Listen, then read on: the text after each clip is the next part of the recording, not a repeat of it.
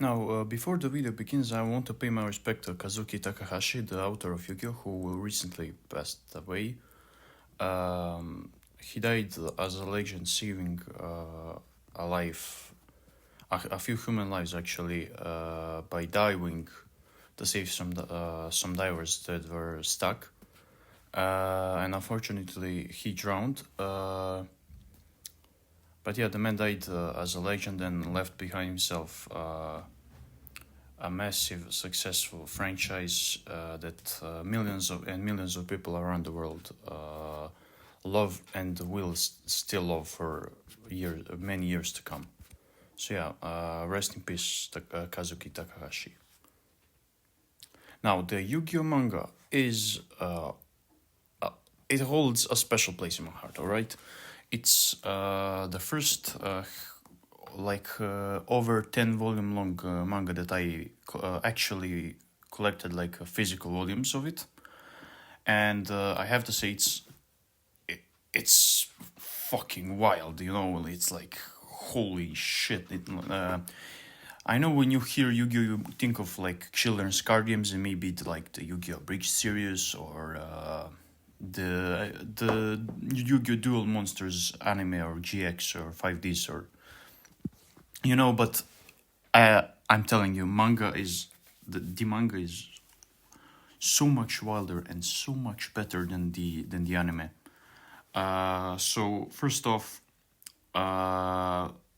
if you're watching this and you're thinking of you maybe accidentally clicked on this video or something, and you're like, oh, should I even consider reading this? Yes, you should, because I know anime is really like childish and stuff, but trust me, there's literally nothing in the manga that's in the anime. Like they removed and censored everything, and like they shortened it by like a third of the manga is completely cut because like the first third of the manga never happens in the anime. You have season 0, which is like a super censored version of that third of first third of the manga. It's like a super censored version. Like the manga is so wild.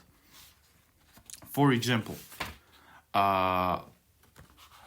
if we have this bully guy that he like rules the school and stuff, and he like in the very first chapter he like beats the shit out of John Okshi and that's like Joy in anime.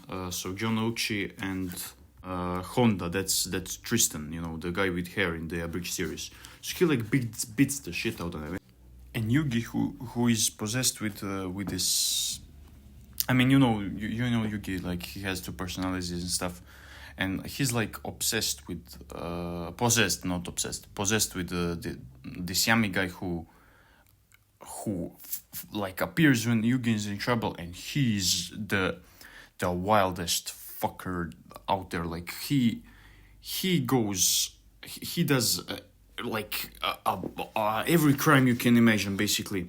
All right, no, not really every crime, but like the guy makes that bully go insane, like completely insane. The guy needs mental help after Yami is done with him, and like at one point the guy makes this. There's this photograph scammer guy that appears later on, and this guy like he makes that guy completely blind. Like his vision becomes mosaic, and he becomes blind for the rest of his life.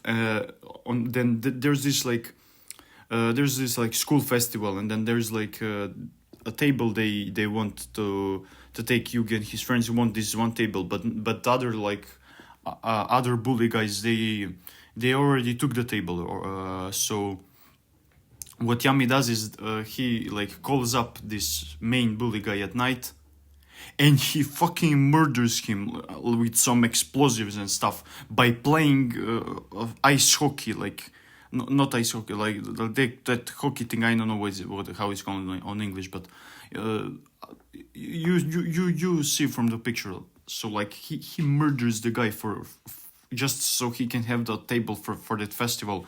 So, and there's this like there's this like a criminal who like threatens Yugi's friend, and Yugi fucking sets him on fire. Like the guy burns alive, and he fucking dies by being burned alive to death.